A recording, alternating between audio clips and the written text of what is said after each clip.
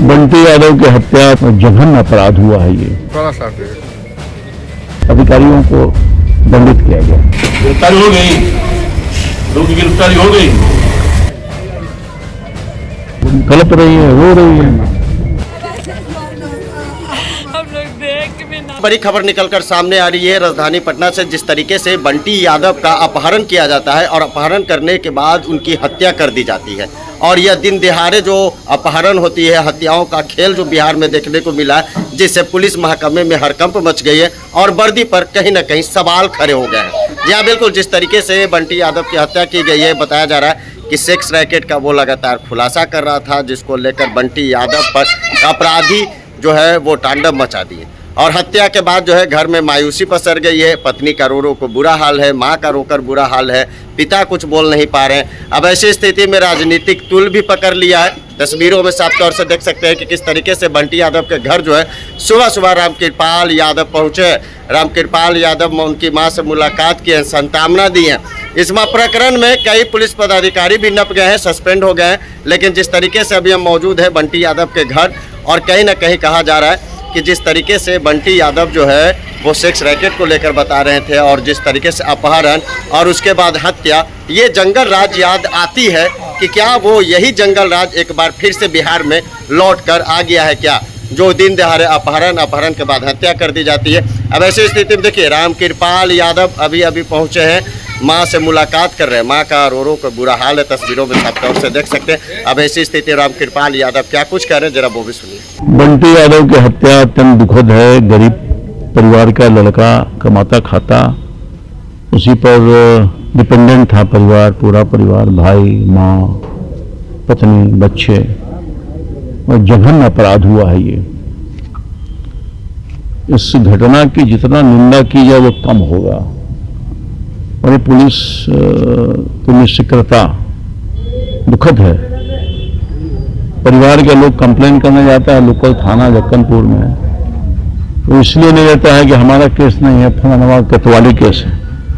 अरे तुमको 0 FIR करना चाहिए था और बाकी का ट्रांसफर करते, तो उसको एंटरटेन नहीं किया। कलप रही है, रो रही है। ये बहुत ही दुखद है। मैं धन्यवाद देना चाहता हूँ पटना पुलिस के सीनियर SP साहब को या सरकार को, जिन्होंने उसको बहुत गंभीरता से लिया इस घटना को, और जो लोग भी इसमें संलिप्त पाए गए अधिकारियों को दंडित किया गया और अपराधी पकड़े गए हैं।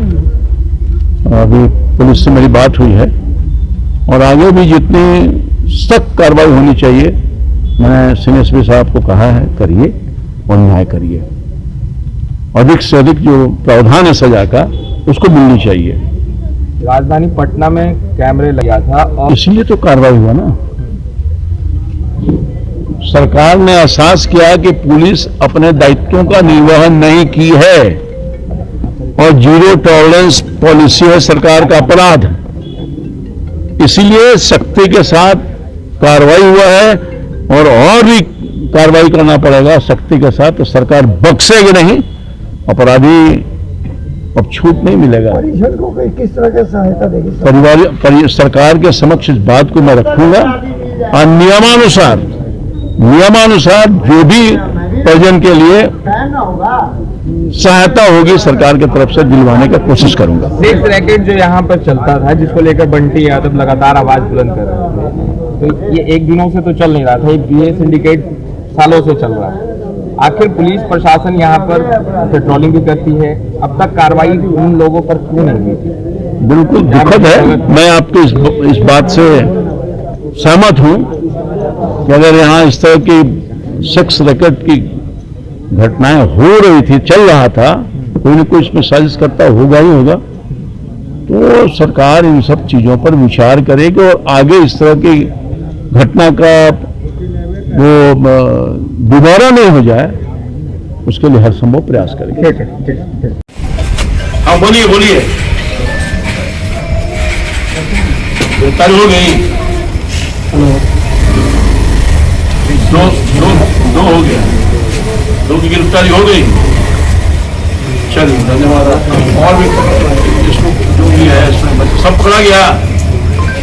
हाँ पुलिस लगी है, ठीक है पुलिस लगी, पुलिस को लगना भी चाहिए, एक दायित्व तो बनता है। आपने वही